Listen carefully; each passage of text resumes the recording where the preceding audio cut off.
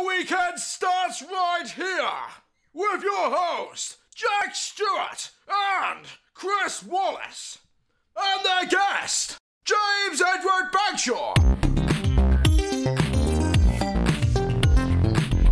Hello and welcome to Not This Again. My name's Jack Stewart, and put your hands in the air if you're a true player. I'm joined by Biggie Smalls himself, Christopher Wallace. Don't talk to me. You don't like being called Christopher Wallace, do you? No, it's just I've been trying to give up smoking, so I think I'm on the end of my tether. You're a bit tetchy. I'm a bit tetchy. I've given up. I gave up giving up this morning, so I feel a bit better. But I'm still remembering that I've got to carry on giving up. So that's all coming back to me. So yeah. Great, you seem in an all right mood though, considering. Yeah, I'm fine. Yeah. This week we're joined by James Edward Bagshaw from Temples. So his chat is coming up in a bit. First, we've got a few items of business to take care of. So business news. First off, we are very grateful to everyone who's left us a review or subscribed on iTunes. We've been featured in New and Noteworthy pretty much all week. We've been on the main page of iTunes. And that's the main page of is that the world or just the No, UK? I think it's just the UK, but we might show up in other countries as well, depending on how many downloads we've had there. But most of our downloads come from the UK, so awesome. But that's brilliant. That's Very the holy grateful. grail for podcasts. It really is. That's where you want to be as a new podcast. So I mean, last week delighted. we were saying about getting past the Korean Lion and stuff, and now we're like riding high at the we're- top of the new. We're right amongst podcasts that I listen to and me that I too. love. So thank you so much to anyone that's done that. If you want to help us out, then leaving a review is the best way to do that. But also subscribe, leave us ratings, that kind of thing. Just brilliant. Loving it. It's been a really good start. So thank you again. The other news is that we're on Facebook now. So, Facebook. Yay, you can find us there. And a bit more on that a bit later. We're going to be running a competition on both Facebook and Twitter this week, but we'll address that a bit later on. The other thing as well is the website is now live, notthisagain.co.uk. There is a contact form on there if you want to get in touch. Which works. There's some lovely photographs of our faces on there. It's quite sparse at the minute, but we're gonna. It looks nice. It's something we can build on. Yeah, That's the idea. yeah. We will build our temple on there. We will build our temple. Good. You're getting good at this sort of. I am, aren't I? I'm What's nailing the it. word? What's the word when you go in between? Linking? No. Segwaying? Segways. Yes. You're getting good at your segways. I am. I'm a Segway master. That's what I live for, Segways. I say them, I ride them, I just love it. As a gift, I would quite like a Segway.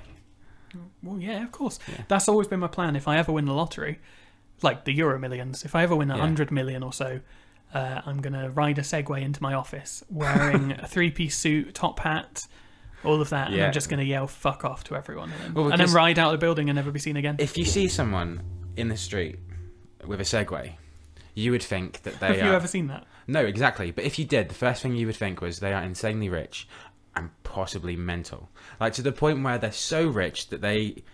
Like, I can imagine... who's Virgin? Galactic guy? What's his name? Branson. Richard Branson. I can imagine him riding a Segway, because he seems mental. He's stupidly rich. He's trying... Chris, he is building spaceships. Exactly. He's trying to ride a Segway to the stars. Yes, he is. Oh, that's a good segue into spaceships. I don't know. I just think of Job from Arrested Development and it brings a smile to my face. So I'm going to go back and rewatch you that should, again. man. I enjoyed it the first time round, but even better on rewatches. I've seen it about 6 times now, and I love it more each time. Did you watch? Have you watched House of Cards? I'm not going to spoil anything on House of Cards. I haven't watched House of Cards. I've watched House of Fools. I haven't seen House of Fools. Vic and Bob. It's good. Oh, okay. But House of Cards I enjoyed, but I didn't want to progress with season 2. I just sort of called it a day. I did the same with Orange Is the New Black. I've enjoyed it to a point, but I've not felt the need to go back to it. Yeah. No, I'm starting House of Cards Series 3. I'll probably binge that this week. That'll be this weekend, yeah. A lot has happened since we last recorded last Saturday, and I like through the week I kept thinking, I need to talk about that on the podcast with Chris, and just too much has happened, so I'm just going to run through them very quickly. Go. Birdman sucks, Boyhood was robbed, Kanye West is a tit, Madonna fell over, the dress is gold and white, the Order 1886 was boring but looked amazing, ISIS are pricks. There's a lot to unpack. Okay, let's go through it. Yes, I agree with the order. That was a bit of a... Kanye West, I'm starting to feel a bit sorry for him. I think he's probably mentally ill. I think and then it's not very good to laugh at him. But didn't he stand on a table he's in just Nando's? such good value. He did. In the past 4 days or so, he's stood on a table in Nando's. He's had a flamethrower at the Brits. He's said the N-word and loads of other swears during the Brits ceremony. He's apologised to Beck. He's cried on a talk show. And then last night, we're recording this on Saturday, and you'll probably know more by now, but I was reading reports last night that during the filming of the Jonathan Ross chat show, he lay on the floor and refused to speak to Jonathan Ross. Is that what happens when you marry Kim Kardashian? I don't know. I'd be willing to try and see if the same happens. So would I. What else did you say? Madonna? Yep.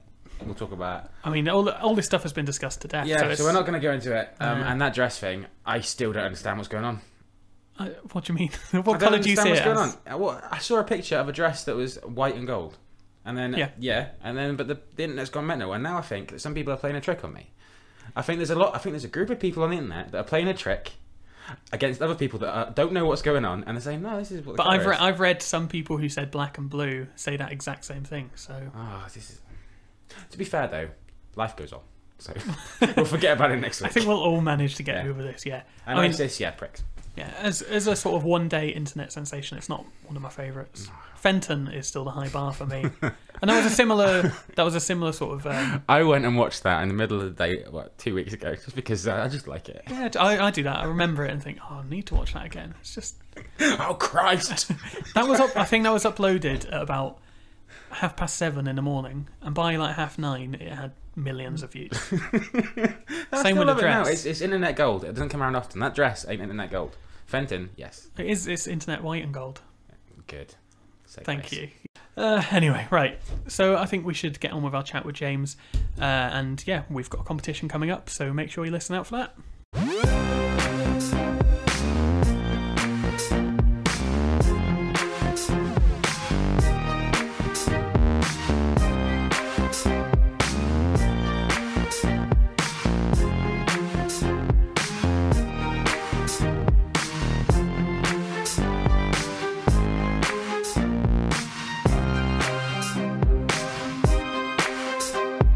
Just do a little clap.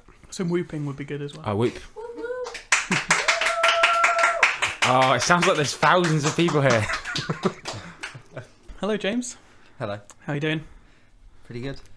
I thought we'd start with some listener questions. We asked for some on Twitter a few days ago. Yeah, we got quite a good response. Yeah. It was good. A lot of them were from people abroad wanting you to come and play in, for example, Russia. We had a lot from Russia. Oh yeah, we'll do it. I didn't know. You'll do it. You're going to go to Russia. We can get rid of most of the questions. Yeah, that's it. That's that done. France as well. I mean, a lot of them are asking if you're doing any festivals as well. I know you've been pretty heavy on the festival circuit the last few years. Are you planning to do any more this year? Yeah, I think we are. But it's strange that people think that they can ask me, because a lot of the time I don't even know. They probably know we're playing a show before I do a lot of the time. Yeah, you just ferried about and told what to do. Yeah, we kind of... People know instinctively what sort of festivals we'd want to do and which ones we'd turn down. So any of those questions I can't really answer. Yeah.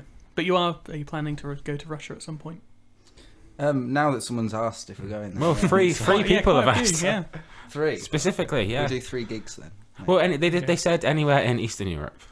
Yeah. Is what the specific one was.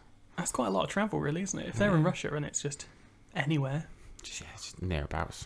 Have you had anyone travel a long distance to get to one of your gigs that you know about? We were in, where was it? We were in Taiwan a week ago, and I don't think it's that far, but they said, we've travelled across from Manila, and I looked on the map, and I was like, wow. They said by car, which I was like, how's that possible? There's not a tunnel. Where is Manila? And it's another island, so you can't drive it unless they have some kind of water boat. I know there was a fight there, wasn't there? A boxing fight, not just a big fight. Yeah. There's a lot of fighting going on around that area, the raid and stuff like that. Yeah, that's a good film. It is. Let's not get onto films just yet. No, let's not get into films. I mean, that's the main category question that we've had from people. Another one is from Anton, again from Russia, who really likes the references to ancient Egypt that you include with all of your artwork and your videos. Is that something that you're going to be continuing into the next album? It probably won't be. Yeah, I think with the first record, we wanted everything to kind of be cohesive and together and represent everything we were about at that time. So I think on the next record, well, we don't really know what we're going to do with the imagery or anything. I like have that an yet. idea. Go on. Well, it's a Temples. Temples is the name of the band. Well, there's temples everywhere. So why don't you do a different country's temples? Like Aztecs. Aztec temples. You could go Aztec. Aztecs good. Maybe that. Greek. Yeah. Greek stuff. There's so much mythology you could use. That's the great thing about it. It's such a broad. Everyone has temples. Yeah. Even, you know, the either side of your eyes, you have a temple as well. You could do a whole thing about that. Yeah. Yeah, that's Shirley probably the Temple. least interesting of the temples you could choose. It probably is, yeah. Well, I mean, Anton, who emailed in that question, said, will you continue this historical excursion into the depths of the psyche and memories? So it sounds like Anton's pretty into that, and you've just let Anton down, so... Wow. Sorry, What Anton. does that mean, Anton? We just got interrupted by the British Heart Foundation getting an armchair to take away and sell. I just had to do some lifting. You did some heavy lifting. So if Chris sounds out of breath, that's What why it he's is. not, I'm not just doing a jog. you're not touching yourself or something while we're doing the interview. No, Similar that's not what this podcast is about. Isn't it? I hope not. I hope that's not what it turns into. The last question we've got from a listener, I mean, yeah, like I say, most of them were just asking if you're going to play festivals. This one is from Maiko. Sorry if I'm pronouncing your name wrong, Maiko. James, I think you've just come back from a 10-day Asia tour, which I'll ask you about in a minute. Since Temple's success, you've been travelling not only to Europe, but also countries like Mexico, Australia and the US, to name a few. At what moment are you aware of your British identity when travelling abroad? Oh, that is a good question. That's a very good question. Well done, Maiko. It's Maiko. incredibly complex answer to come from that. The good thing is that travelling, as soon as you get on the Channel Tunnel or as soon as you get on a plane, you know, and you leave England, for some reason I have this thing that comes over me like a patriotic thing where I instantly feel more English. And it's strange. So then when we go into like a restaurant or, you know, if we go to a bar or something, I'll be very aware that I feel very British. And because there's like a massive culture shock if you're in, you know, Mexico City or whatever, you just suddenly, you know, that's in your blood, do you know what I mean? Whereas when you're in England, you slag it off. And, you know, it's like, oh, what's going on with the government and whatever. I don't get down with that. But we do that week by week, I think. So that's our podcast, isn't it? Yeah. Just slating things. Yeah, that's the main focus. The British So are do you- cynical, aren't they? Do you know what I mean? Like, Yeah. notoriously. But when you go out of the country, for some reason, you suddenly love your country.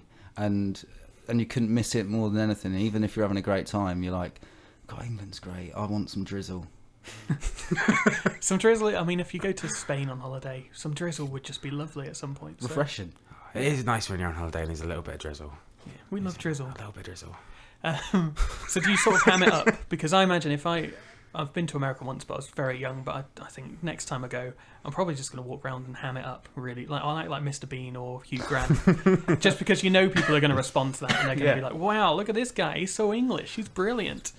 Oh, that was a good impression. All that sort of stuff. No, not Oh, you're not Cockney. going the Cockney. You want to No, go the. there's either the toff. Queen's English or Cockney. That's the only types of English that You want to be a bumbling foreigners English know. person. Yeah, because then people love that. They do love it. that. Do they love that over in Americas? Yeah, America, certainly. They love the English accent. It's a little bit shallow, I think, to love someone just by their accent. But because, you know, some of their accents can be really annoying. But some of them are really Good point. beautiful. You know. Yeah, I love the New York accent. I think that's really good. But I'm not gonna do it because I could probably see your face about to do something. I'm not gonna do a Boston accent, but I really like that one as well. Yeah, That's Boston's a great. good accent. Mhm. I even like the really southern ones. You know, like the Texas. Yeah, Drawl. Texas drawl. Drawl. Yeah, That's it. that's the word. Were you going to say scroll? I was gonna say scroll.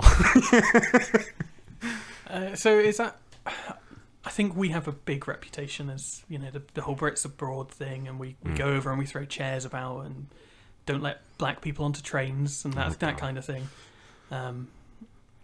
So do you feel like some sort of ambassador for the country when you're out and about?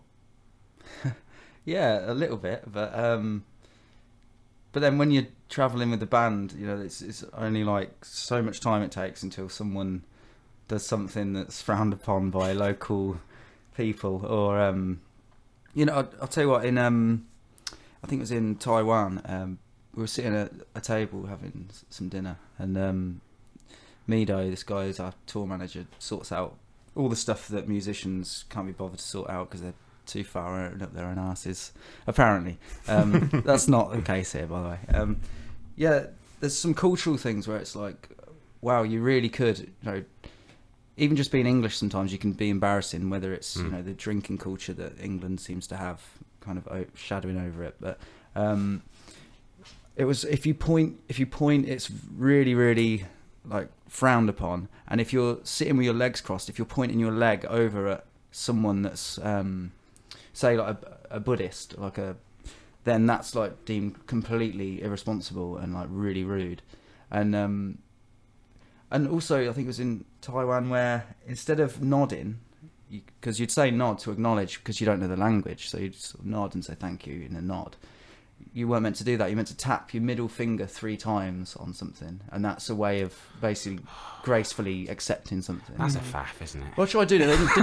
They didn't even look at my hand. So it's like leaving a tip and people not seeing you leave a tip. You want them to know you've left the tip. Yeah, and it's a natural reaction to just to nod. It's an instinct. I think that's it must be really universal. difficult. It's a universal reaction. It obviously isn't. I don't. Well, apparently not. But whenever I don't understand someone, I just nod at them and then leave. Yeah, you smile and nod. What do you do if you're tap 3 times? Tap 3 times and then. Yeah, I mean normally if you mishear someone, you just smile and nod. Yeah. It's the amount of times that you have to say thank you, though. You'd have blisters on your fingers from literally doing it all the time. Yeah, don't get that one. Piano instead. You can't if you've been doing that too much. You blistered fingers. Can't do no piano work. How do you culture? How do you cope with being away from home so often? Sometimes really well, and sometimes terribly. I think it's like any job or any kind of hobby or whatever. I don't like calling music a job because it doesn't ever feel like a job because it's a passion, but it can be, you know, stressful. But that's just because it means a lot to you, you know, as an art, I guess. Yeah, sometimes it's really hard. The hardest time, I mean, having jet lag is not good for anybody. It's like, I don't know how people. I don't know how anyone else feels about this. I don't know if you ever had jet lag. The furthest I've been is Greece, so no. Okay. Yeah, I've not been anywhere further than Greece since I was 7, so I don't really remember, to be honest. Okay, so that's probably the fortunate thing. But you know, jet lag, it can be fine, and sometimes it's really bad. But if you haven't had sleep for like a day and a half, and then you go on a flight, and then you have jet lag, and that can be really hard. I think if you're like a businessman, that would be quite hard just to go and, you know, have meetings. It'd still be quite. But then to get up on stage and try and perform songs and be really with it, I think we all found it very hard in Singapore just because we weren't adjusted to the time zone, and we had a terrible show. For us, you know, the audience were fantastic and seemed to really enjoy it, but for us, you know, being British nitpickers, cynical, then we just played terribly. Like it was our first gig, it felt like. I suppose it's all blurs into one, doesn't it? If you're doing a tour. I mean, was it 10 days you said you were in Asia? Yeah, it was only recently? Actually, it's like 4 gigs, so a lot of travelling, and a lot of kind of sitting around really, which is great. We got to go and do quite a lot of good stuff, like went up in Singapore the day after we had the bad show, if you like. So if there's any Singapore listeners, it's not because you were bad. I think we clarify that. Have we got 2 Singapore listeners? I don't think we've had any Singapore listeners yet, but yeah, hopefully. Probably not after what I've just said. Is there anywhere in the world where the crowds get more into it than anywhere else? Can I make a guess? Singapore. Is it really Singapore? What about Mexico? No. Mexico. I bet they fans, love it. Yeah, Mexico's wild. Yeah, I think we're going back there actually. I don't know whether I'm allowed to say that. But anyway, who cares? Maybe we are going back there, maybe we're not.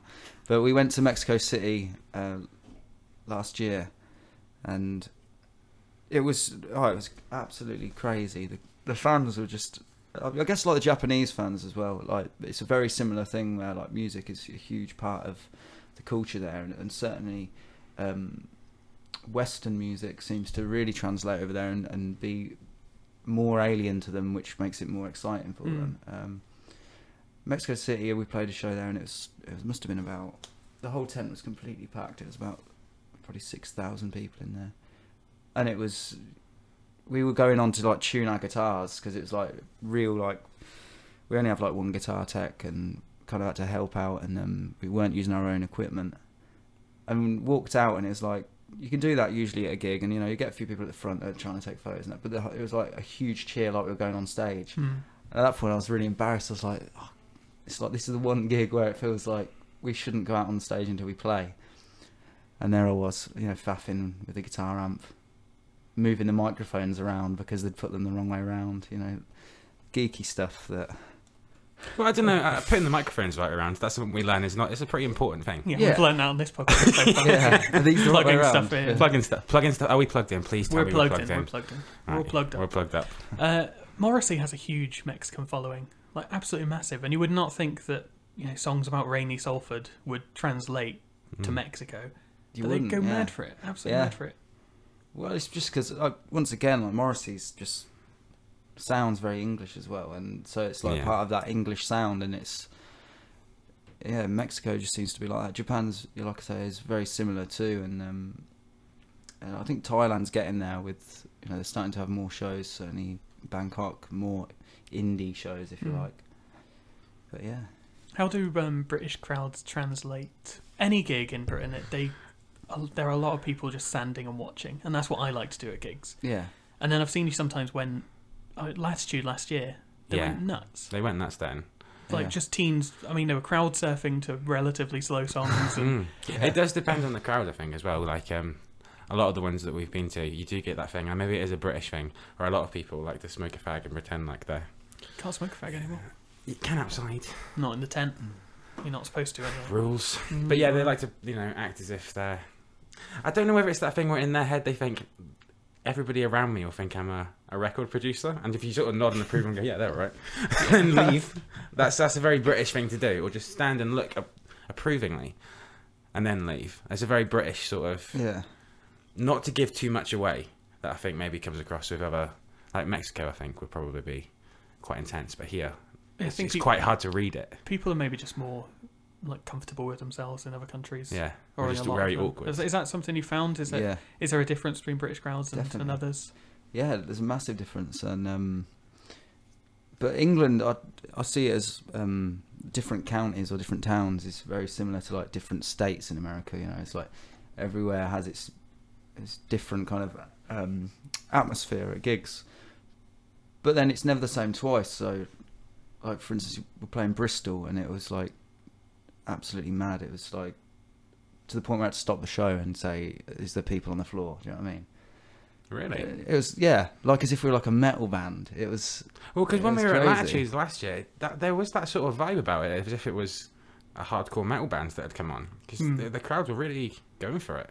And you don't expect that at Latitude because they'd all just finished their Pims and had a hot cross bun and did a little tiptoe across past the lakes, looked at some sheep, and toddled off back to their yacht. That's it. It's a very placid festival, so that's why I was surprised that it was so rambunctious. The dancing thing generally, it's I'm like you, where I go to a gig, unless it's Kraftwerk or like that Latitude I went to. Don't, Chris. You shut don't up. like them. What was your problem with Kraftwerk? I've never been more furious at a gig than I was when I went to see Kraftwerk. It was so good. It was the worst. The 3D was incredible. No, the 3D wasn't incredible. The 3D was terrible. You were further back. I was pretty far back. You have to be sort of in the centre to get the benefit. And I don't think I was with you, but I had the 3D glasses on, and there was a man in front of me, and so the 3D didn't work anyway because all the thing that was getting 3D'd was this man's big bald head, and that was all powering around. Then these 4 blokes come out keyboards and start tip-tapping away. If I wanted to hear a Mega Drive starting up, I would get a Mega Drive and then I would put it on. I don't need to hear that. You know what? I'm going to stop. You can't get Kraftwerk. You can't get a German Mega Drive. So. No Kraftwerk for me. No, you've let yourself down there. No, I have not let myself down. Kraftwerk let themselves down. We've actually just had another email from Maiko, who we asked a question from earlier, saying that they met you at Tokyo International Airport when you arrived in Tokyo for the 4th time, and they're a Cardiff Uni graduate and really love UK indie music. So that's nice. That is nice. Very nice. Yeah, they're very excited that we've asked you Hello the again. question. And the follow-up as well, live. Live follow up, yeah, it's That's good. good. I mean, maybe we should get a chat room going. That'll be interesting. Just make sure it's monitored. Oh, yeah, So that's if important. if we go back to playing live, do you feel nervous at any point, or is it something you've got used to over the past few years now? Yeah, nervous every single time, without a doubt. Sometimes more than others, and I don't think that ever really goes. I think unless you're an absolute egomaniac, I think it's impossible to feel. You're meant to feel a bit not at ease, because it's not really a normal thing to do, to stand up in front of a load of people and and deliver your poems with melody and move your hands on some strings. But yeah, and you get moments where, or some gigs, once you actually go on stage, you don't feel any nerves once you started, and then you go off and come back on for an encore, and you don't want to come off the stage. So it's but I think nerves are just it's like a natural thing. Sometimes it can be. Do you have anything you do beforehand? Like before this, I'd have a cigarette. Yeah. But do you have anything you do like before you go on? We listen to a lot of music. We try and do some singing. It's one of those things. As a kid, like when you're or maybe when you're younger doing your first gig, you don't think of like warming up or anything like that. And I still hate the idea of warming up, because it feels far too like you're an Olympian or something. You have to warm up, otherwise you pull your muscle. But there is a lot of truth behind it, and this is the first band that I've properly sang in, and I noticed when we first started gigging, I was losing my voice every 3 days or something, and so now we just try and do a bit of a warm up, but we never really enjoy warming up because it just feels it's one of those things. It's never fun warming up. It's like people that warm up before going to exercise. I see what you mean. It's like that thing if you imagine backstage at the Brits, whoever Madonna was doing all the vocal warm ups and stuff with her coach. Poor Madonna. The warm up for falling over. Have you had anything? I mean, I doubt you've fallen off stage, but have you had any awkward moments during gigs that have caused you any physical pain? Did anyone pull on your cape? I'll tell you what I did do. I came off the stage with like a sports bottle of water. Yeah. This is going to sound pathetic, but to this day I don't use sports caps, and this is why. I popped the cap open with my front teeth, and chipped the front of my tooth off. Like, I had a cap from years ago when I used to skateboard and knocked my tooth in. Anyway, so I came off stage and literally pulled the front of my tooth, and it's because I just popped, So now if I have a sports thing, I open it up normally. And it's not quite on stage falling over the back disc. But it's my tooth. My tooth fell off. That's what I'm trying to say. Madonna in sports cap horror. Oh, poor Madonna. Nearly slipped quite a few times, but yeah. It's it happens. Not too bad. It happens, Madonna. It's fine. I think she'll be okay. I think she'll be fine. It did look nasty though. It did. She must have hurt herself. She's old. She's 56. I know. She's Can you still believe that? banging around in her underpants. Come on, Madonna. So I think we should talk about the new album a bit. Are you still producing this one? Yeah. Yeah. You like that method, being in total control? I think so, yeah. It's nice. It's it gives you full control, and you don't have to answer to anybody. And I think on this record we're going to work a bit closer together on writing, so it doesn't make me nervous knowing that we're still in control of the production, because then you know that you're going to get a good sound out of it, no matter how good or bad the song is or how much work it needs. You said about not having to answer to anyone. I know that Heavenly are quite a relaxed record label. How have you found working with them, and why did you choose them in the first place? Yeah, well, they're a great label, and it's a privilege to be signed to them, actually, because just for artistic outlet, they're not ones for strangling your creativity, which is notoriously what you get with certain higher up labels. Naming a few, RCA Victor, who gave us an offer and we turned down because the offer was bullshit. Bullshit. Are we leaving that bit in? Yeah, let's leave it in. Yeah. Let's expose the major labels. Fuck you, RCA. Yeah. Fuck you. Anyone else? Except Slam 'em. Madonna, fuck you. She's had a tough week as it is. Leave her alone. I know, I was really sorry for her earlier on. Nah, forgotten. if Madonna was on Heavenly, she wouldn't have fell over. No, that's the thing. That's the thing. Do you know what it was with that? I know we're going back to this again. They could have had a Velcro on a cape. Yeah. They didn't have that. What's the idea with that? You think Madonna, a fashion icon, is going to wear Velcro? I'm sorry. Well, Yeah. you know, fashion is all about being, you know, consistent and reliable. Reliable. No, that's not what. that's the opposite. No, that's totally the opposite of fashion. Well, oh yeah, I suppose actually. Yeah. Fashion, there's no function in fashion. Well, there wasn't. That's why she fell off the stage. Maybe there should be. Okay, well, Function in fashion. Hashtag. you can start that movement after we recorded this. So yeah, Heavenly. Yes, Heavenly. You summed it up. Yeah, Heavenly.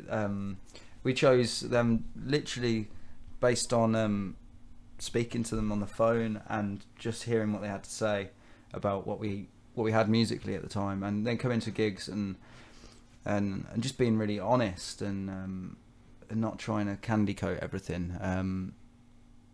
But in a really kind of, just in a really honest and beautiful kind of way, they made us realise that we can, with their help, because they can do what they need to do as a record label. And not only that, like with Jeff and Danny, they're like really good friends. So it's not, it doesn't feel like it's not a business relationship. It's like, it just feels like they're an extension of the band, or they're an extension of what we're doing creatively. And they get involved with sourcing people for artwork and stuff like that, but they'd never say, can you try and do this with a song, or can you emulate this Mumford & Sons song? Like, You're not going to do that? Happen. No banjos on the second album, no?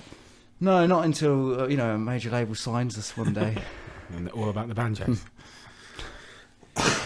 Banjos, maybe, yeah. That is what the world needs, another Mumford & Sons. Definitely. I can always go for more Vodafone advert songs. Yes. Actually, talking of adverts, you have a Strongbow commercial at the moment.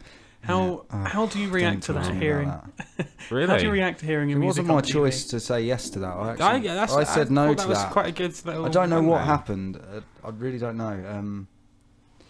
I remember seeing like an offer come through for it, and I was like, I don't really like the idea of it, because it's, I just hate seeing songs I love on adverts, because I just think I know what's happened there. Like, they've been paid money to do that.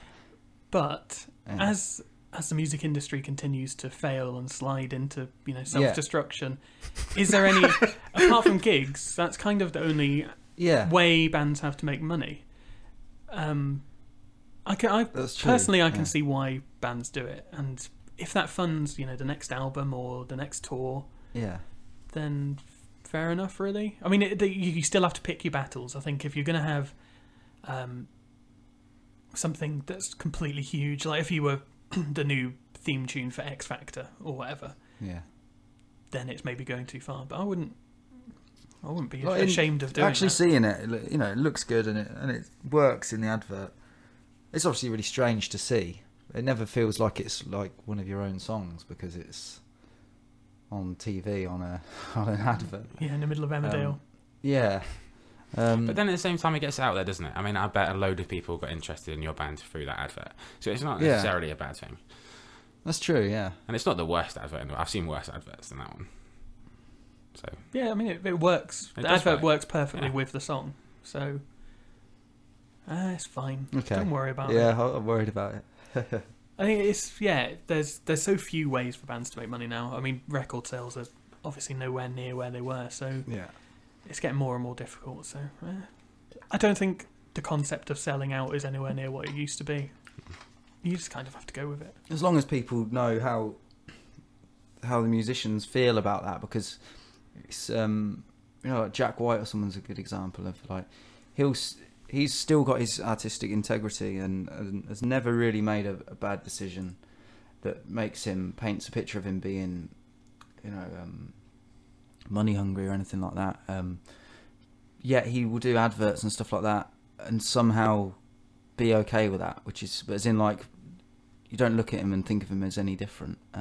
We did one for Coca-Cola, and he still remains quite cool and mysterious. So. Yeah, because in his mind he probably thinks, I'm doing this for Coca-Cola, and Coca-Cola used to have cocaine in it, so it's pretty cool. Whereas I don't think he'd do like an appetizer advert or I'd like to see that. The non-alcoholic Strongbow equivalent, which is even Mumford & Sons will do that. Yeah, Mumford & Sons and appetizer are kind of a perfect marriage. Yeah.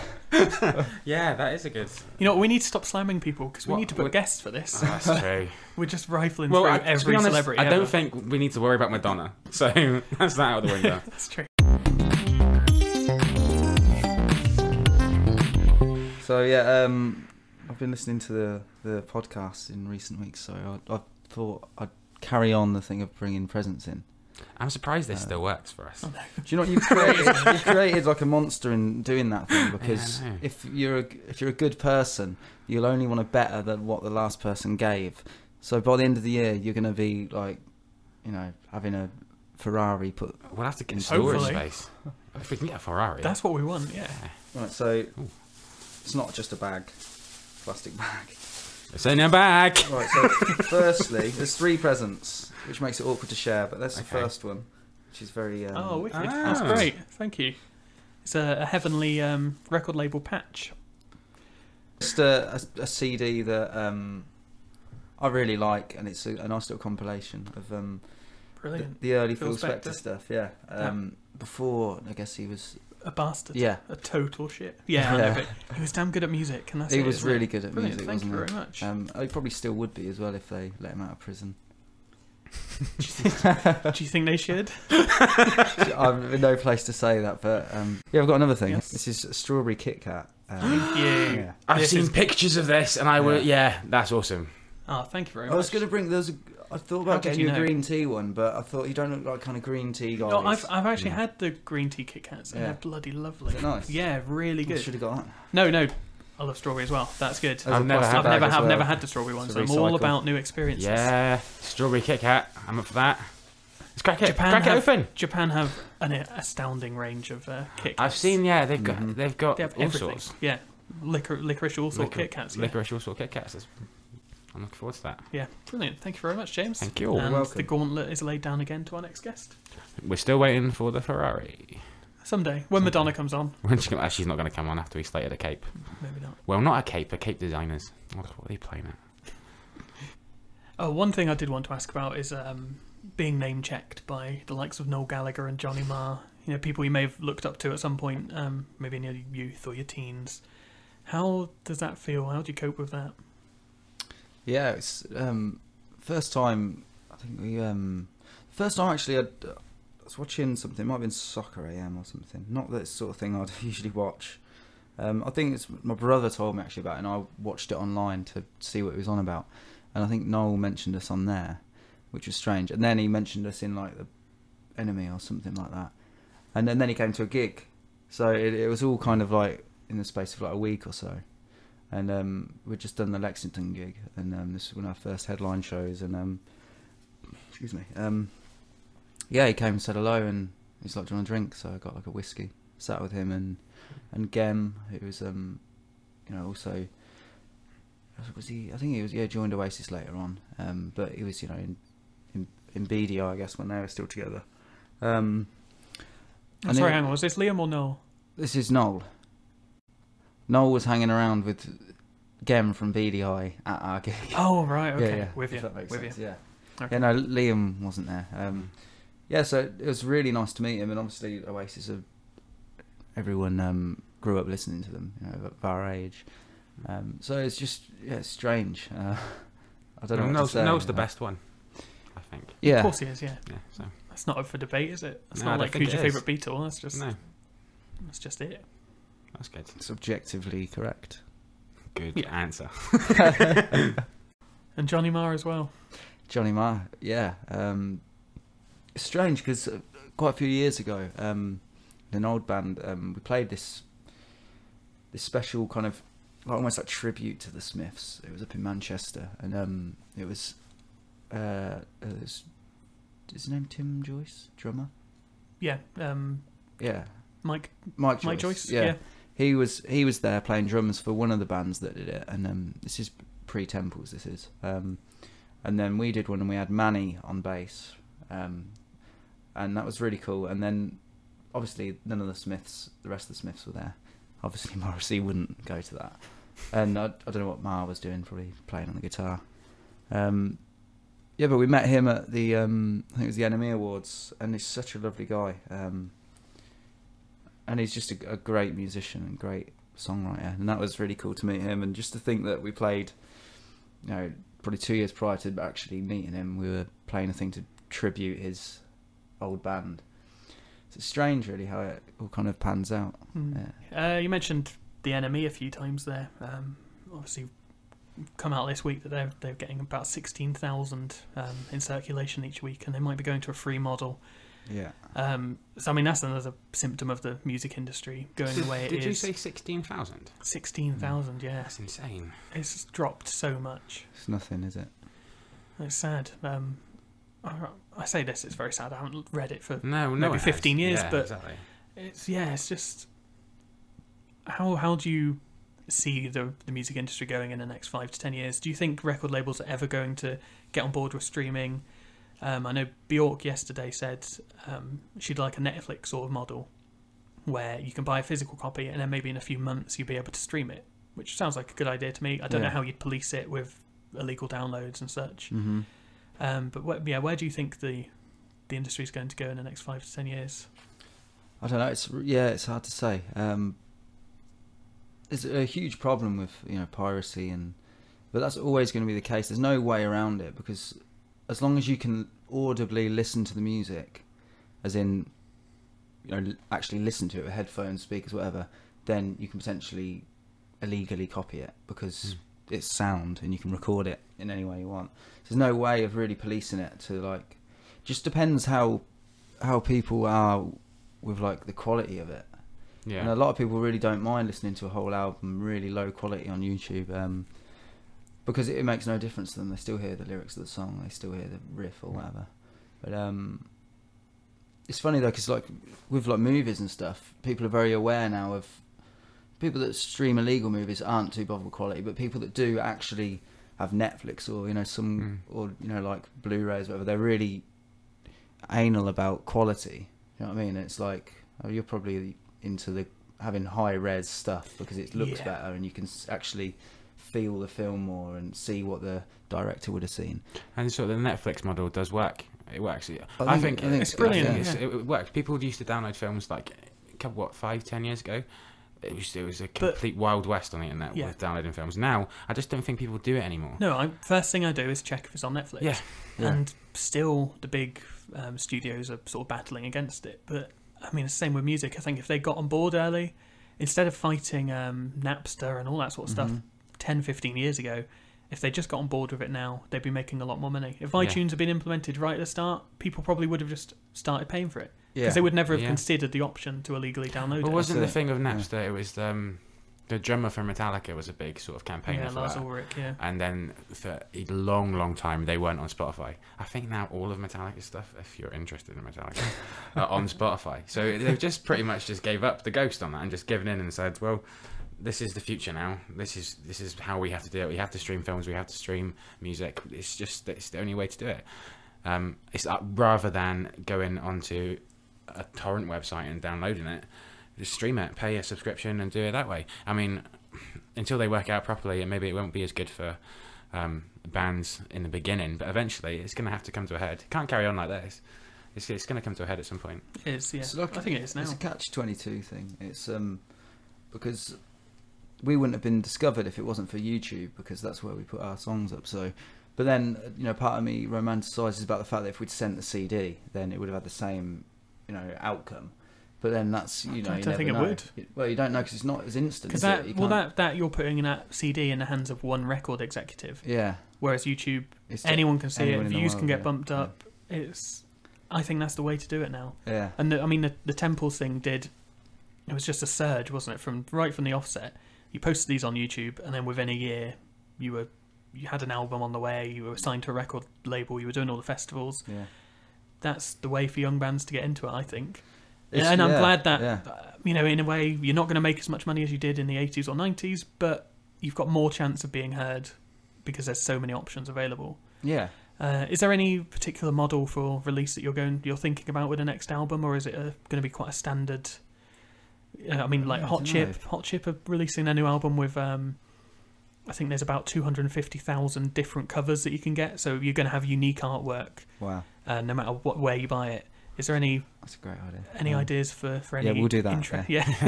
Just get it out lot before then. 251,000 we're going to do. Yeah, so they're doing. I think it's a different colour background, and then also there's some lines on the artwork, and the length or the width of these lines is changed for every single album sort of that they a release. personal touch. That's I'm just kind of an idea cool, just based on that now. Like, so what you do is you get a huge football pitch kind of style area, and you have all the CDs or vinyls that you're going to release, and you just get a helicopter above, and you just drop, you know, like specks of paint, you know, whatever, and then it makes every single one unique because they'll all have a different, and it'll be, you know, quick. That's interesting. And that's interesting and quick. There you go. There Sounds we go. quite Yeah. expensive. But, Well, not really. A helicopter. How much Or does a you could helicopter do it with cost a these drone, days? couldn't you? 20 quid? I know a guy. yeah, you could do a drone. I Just quite like a that idea. spray, you know. I don't know, just something. That's a good idea to make stuff more exclusive. It's a way of getting people to buy it, which is something that has been lacking. Like I rarely buy albums now, but I might get that Hot Chip one just because that's a cool idea. Yeah, maybe I will too. Nah, I probably just I hope illegally my cover's download better it. than No, yours. I won't illegally. It'll be on Spotify. I think it'd be good to do like we'll always do physical releases. I think because it's a physical thing, so you can actually have it in your house and put it on display if you like, or you can get the lyric book out and read it as you're having a coffee in the morning or whatever. People like that, I think. I don't know whether it's a lost generation thing, but having something physical which you can open up and then look at, and then all the record inlays and stuff, sometimes it's quite nice. And they used to be really clever with it back in the day as well. Yeah. You could open it up and it would be like a big map of something. I don't know who it was, but I can remember something. You lay it all out, and that was really cool. Maybe that's lost now on the digital side of things. It kind of is, yeah.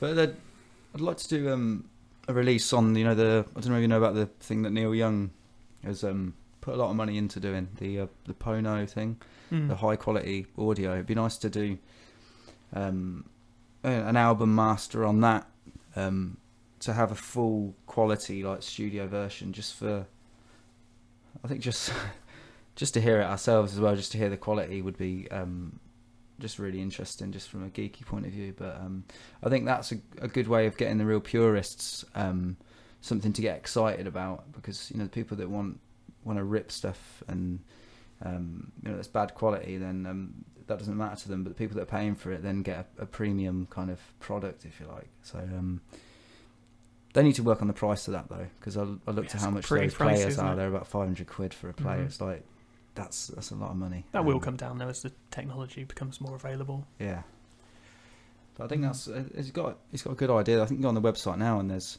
a lot of the classic albums you can get, and I haven't heard them yet to see what they sound like, but I think it's a good idea to bring back. It's like the HD of audio. Yeah. So that's cool. Yeah, I'm glad there's still a market for that, because people just play their music out of their phone speakers these days, and I think we're getting. This is just, we did the same when Charlie was on this podcast. We just turned into grumpy old men moaning about how the way things used to be, and CD quality was great, but it is true. It's a shame that it is going down this road, but there's not much you can do about it now. And that's why I think doing stuff like adverts is, why not? If it's there to be taken, someone else is just going to do it anyway, so screw it. It's true. I'll say yes to everything from now on. Do it, yeah. Do a yes man style approach. Get those banjos.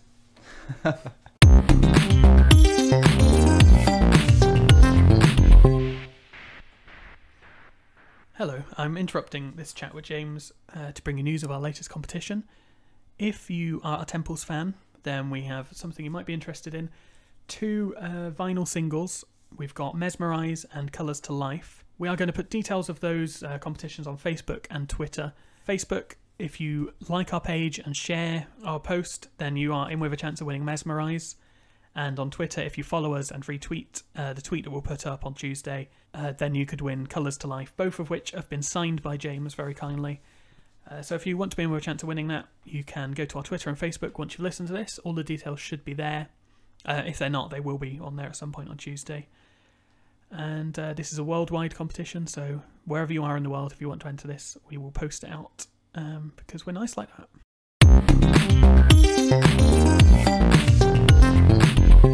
So how different is the new album going to be? Is there going to be any massive genre changes, or are there any influences that are really influencing this last album that you didn't have before? We haven't really thought about, like how it's going to sound yet. We've got songs and melodies and lyrics and bits and bobs written, but we haven't really discovered, a song that feels like that's going to inform the rest of the record. So at the moment, it's going to sound different because we're not going to want to repeat, the production style. But it's not going to necessarily be like a polished album. It's not going to suddenly be very clean and clear. I still think we like the sound of analog stuff and the way that sounds and its charm. So I think there'll be elements of that, and I think just from looking for like little bits of extra gear for the studio, we've kind of collected a few more bits. So I think it's gonna change the way that we approach a lot of the recording.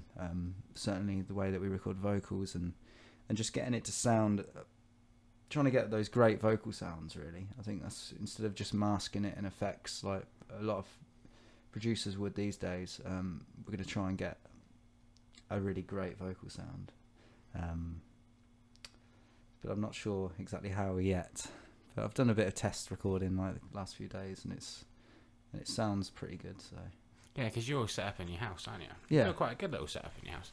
it's pretty Obviously, nothing compared to the mastery that goes on at this desk. This is great. I really But like no, I like your little home studio. It's really good. It's just like, and you tucked away as well. You've got a nice little place to do it in, and I can appreciate why you'd want to do that in your own sort of space. Maybe Yeah. it gives you your own, I don't know, personal interpretation on things, perhaps. I think that's it. I think it all comes down to like if you can wake up in the morning and just Yeah.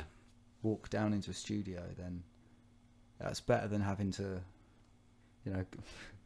get in the car or whatever and go down to a studio where, even if it's your own, you've got to Book time in somewhere as well, isn't it? It's Yeah. like, it puts pressure on it that you don't need necessarily. Yeah, If you wanted to, you could go to the shops and get a sandwich and then come back.